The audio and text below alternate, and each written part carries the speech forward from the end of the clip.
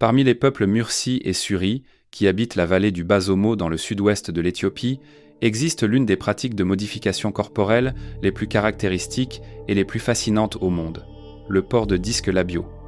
Cette coutume, consistant à étirer progressivement la lèvre inférieure pour y insérer un grand disque, le plus souvent en argile ou en bois, est devenue l'un des symboles les plus reconnaissables de la culture traditionnelle de l'Afrique de l'Est. Bien que souvent considérée par les touristes et les médias comme une curiosité exotique, elle possède en réalité une signification sociale, esthétique et symbolique profonde, et ses origines remontent à plusieurs millénaires. Le processus d'étirement de la lèvre commence généralement à la puberté. Vers l'âge de 15 ans, la mère ou une femme âgée du clan pratique une incision sur la lèvre inférieure de la jeune fille et y insère un petit bâtonnet en bois. Une fois la plaie cicatrisée, celle-ci est progressivement élargie par le remplacement des bâtonnets par des plus grands, jusqu'à ce qu'il soit possible d'y introduire un premier petit disque. Avec le temps, la femme décide elle-même si elle souhaite continuer à agrandir l'ouverture ou s'arrêter à un certain stade. Les disques, traditionnellement fabriqués en argile ou en bois, sont souvent richement décorés d'ornements et leur diamètre peut atteindre jusqu'à 20 cm. Le plus grand disque labial connu, appartenant à l'Éthiopienne Ataï Eligidagne, mesurait 10,9, 5 cm de diamètre et a été inscrit au livre Guinness des records. Aujourd'hui, cette coutume a également acquis une dimension économique. Avec le développement du tourisme dans la vallée de l'Omo, les femmes Mursi et Suri posent de plus en plus souvent pour des photographies présentant leurs ornements aux touristes en échange d'argent ou de petits cadeaux. Si cela leur procure une source de revenus, cela conduit aussi à une simplification et à une commercialisation de la tradition. De nombreuses femmes ne portent les disques que pour les séances photos. Pour les chercheurs, c'est un exemple de la manière dont une culture traditionnelle peut être transformée et exploitée dans le cadre de l'économie touristique contemporaine. Des pratiques similaires existaient autrefois dans d'autres régions d'Afrique. Chez le peuple Sara au Tchad, on portait des disques sur la lèvre supérieure, tandis que chez les Makonde en Tanzanie, au Mozambique et au Kenya, la tradition de décorer la bouche et le visage revêtait un caractère à la fois rituel et esthétique. Cependant, avec le temps, sous l'effet de l'urbanisation, de l'influence du christianisme et de l'islam, ainsi que de la transformation des idéaux de beauté, ces coutumes ont commencé à disparaître. D'autres formes de modification corporelle, tout aussi spectaculaires, existent dans différentes régions du continent. En Afrique de l'Est, l'étirement des lobes d'oreilles est courant, notamment chez les Masaï du Kenya et de Tanzanie, où les longues oreilles ornées de boucles et de perles symbolisent la maturité, la sagesse et la dignité. Dans de nombreuses communautés nilotiques, telles que les Dinka ou les Nuer, on pratiquait traditionnellement l'extraction des incisives et canines inférieures, un acte à la fois rituel, esthétique et identitaire. En Afrique de l'Ouest, en revanche, la scarification rituelle était largement répandue. Elle consistait à pratiquer des incisions contrôlées sur la peau et à les irriter de façon à former des cicatrices en relief, l'enlèvement des fiancés. Ce phénomène, désigné dans la littérature anthropologique sous le terme Tegal, existe chez le peuple Wodahab, un groupe nomade Peul vivant au Sahel.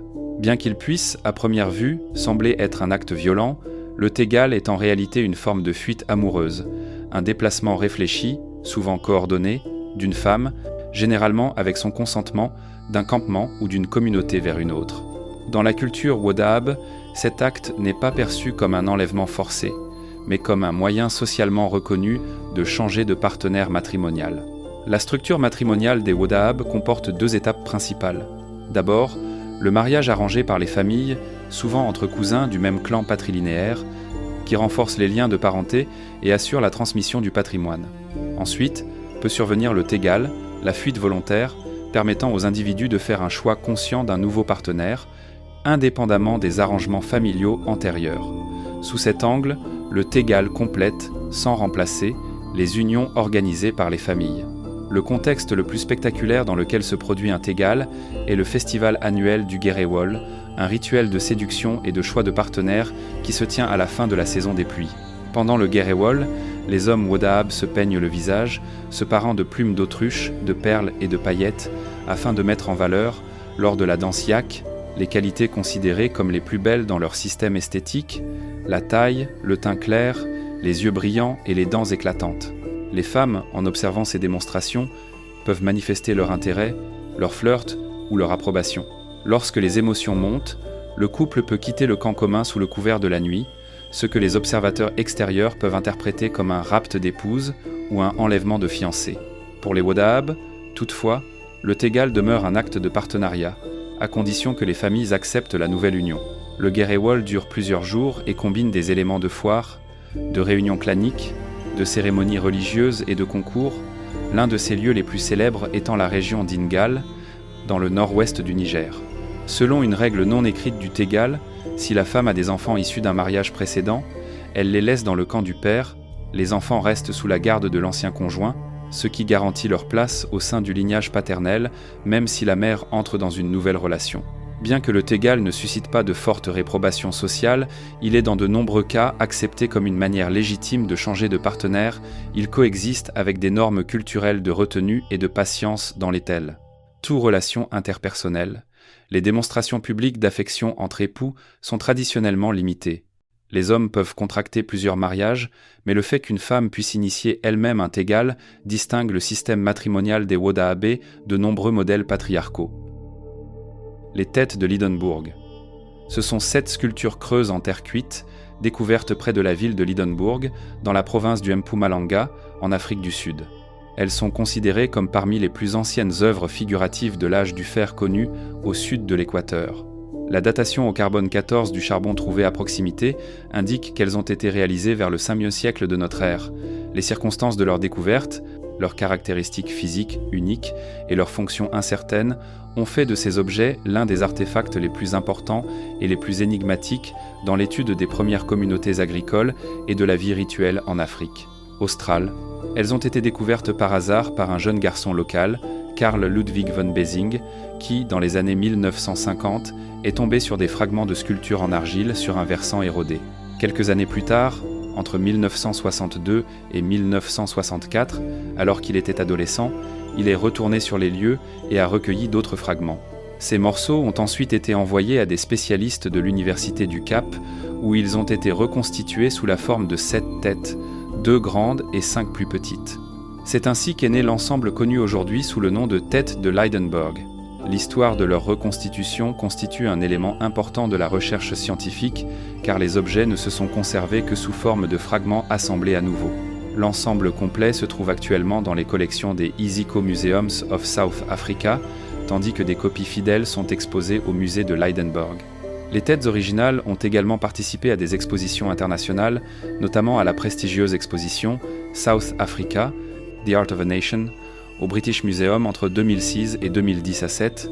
Les 7 sculptures ont la forme de récipients en argile ornés de visages modelés, dont les éléments sont façonnés à partir de fines bandes d'argile décorées d'incisions et de lignes en relief. Bien qu'elles partagent certaines caractéristiques communes, elles diffèrent par leur taille, leurs détails et leur expression. Les 2 plus grandes têtes ont une taille et une forme permettant d'être portées comme des casques, ce qui suggère qu'elles pouvaient être utilisées lors de rituels, tandis que les 5 plus petites comportent des trous latéraux, probablement destinés à les fixer à un autre objet ou à un élément de vêtement. Les longs coups cylindriques des sculptures sont ornés d'anneaux horizontaux caractéristiques, un motif fréquent dans l'art africain symbolisant l'abondance et la force. Les yeux sont représentés sous forme d'ovales étroits, les lèvres légèrement entr'ouvertes, le nez et les oreilles modelés à partir de morceaux d'argile supplémentaires, tandis que les sourcils et les lignes de cheveux sont soulignés par des incisions et des bandes en relief. L'arrière des têtes est recouvert de motifs géométriques denses. Un élément particulièrement intrigant est l'utilisation de la spéculaire, une variété brillante d'hématite pour remplir les incisions et les reliefs, tels que les sourcils ou les motifs de surface. Grâce à cela, les sculptures brillaient à la lumière, ce qui confirme l'hypothèse qu'elles étaient utilisées dans un contexte rituel, probablement lors de cérémonies ou de processions. Le rituel du saut par-dessus les taureaux, c'est une cérémonie d'initiation traditionnelle du peuple Hamar qui vit dans le sud de l'Éthiopie, dans la vallée du fleuve Omo. Cette cérémonie, appelée Ukulibula en langue Hamar, symbolise le passage d'un jeune homme de l'enfance à l'âge adulte et constitue l'un des éléments les plus emblématiques de la culture pastorale du sud de l'Éthiopie. Ce rituel est pratiqué depuis de nombreuses générations et conserve aujourd'hui encore une importance sociale, religieuse et économique essentielle. Dans la culture Hamar, le bétail joue un rôle fondamental. Il représente la richesse, le prestige et le statut social, tout en constituant la base de la vie quotidienne.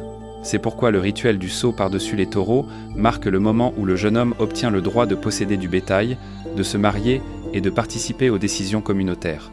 Il n'existe pas d'âge précis pour cette initiation. La décision dépend de la famille et des anciens, qui évaluent la maturité physique et sociale du candidat. Dans de nombreux cas, il est exigé que l'aîné des fils accomplisse le rituel avant ses frères cadets. La cérémonie se déroule généralement après les récoltes, entre octobre et novembre, lorsque les conditions climatiques permettent la réunion de grands groupes de personnes.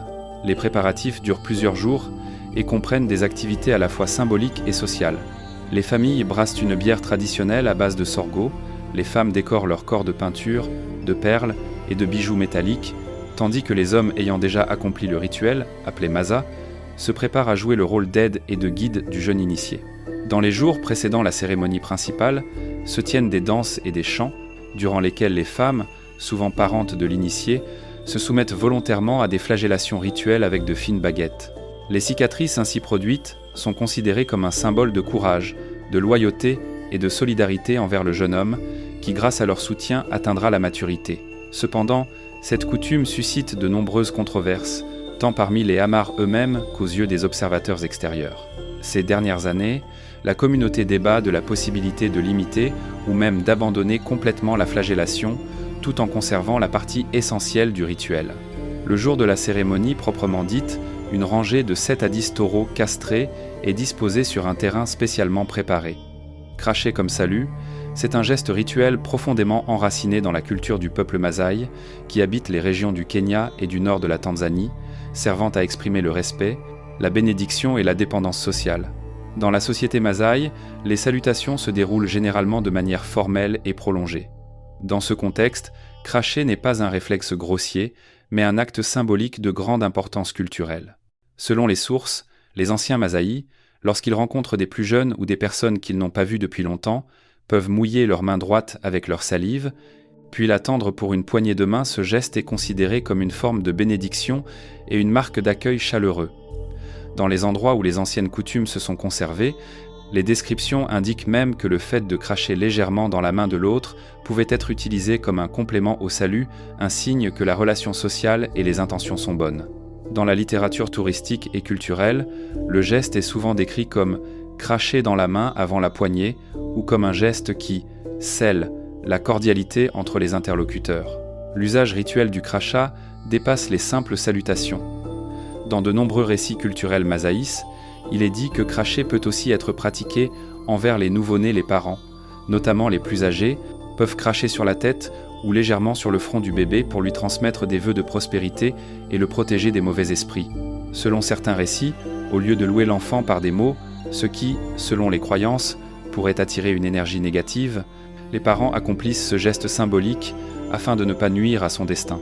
Dans le cadre des cérémonies de mariage, on trouve des descriptions où le père de la mariée crache sur son front et parfois aussi sur sa poitrine juste avant de la conduire à la maison de son époux, en signe de bénédiction, de souhait de fertilité et de protection dans sa nouvelle vie. Dans ces récits, cracher n'est pas un signe de mépris, mais un acte magique, une transmission d'essence spirituelle ou de force vitale. Les recherches anthropologiques et médico-culturelles indiquent que, dans les analyses ethnographiques de l'Afrique de l'Est, le crachat est parfois considéré comme une manifestation d'un sens plus large de la transmission d'essence dans le cadre de rituels de guérison, de bénédiction ou d'initiation, où la salive sert de vecteur symbolique de pouvoir ou de protection. Bien que les exemples précis du crachat comme salut ne soient pas toujours développés en détail dans ces analyses, cette perspective aide à situer la coutume masaï dans un contexte plus large de l'usage rituel de la salive dans les cultures africaines. Cependant, les pratiques du crachat lors des salutations ne sont aujourd'hui pas uniformes parmi toutes les communautés masaïs. De nos jours, sous l'influence des contacts interculturels, des programmes de santé et d'une conscience hygiénique croissante, de nombreux groupes limitent ou modifient le geste du crachat en faveur de formes de bénédiction plus douces telles que le toucher de la tête, une poignée de main légère ou une bénédiction sans salive. Certains guides touristiques conseillent de ne pas initier ni imiter ce geste afin d'éviter les malentendus ou les infractions aux normes sanitaires.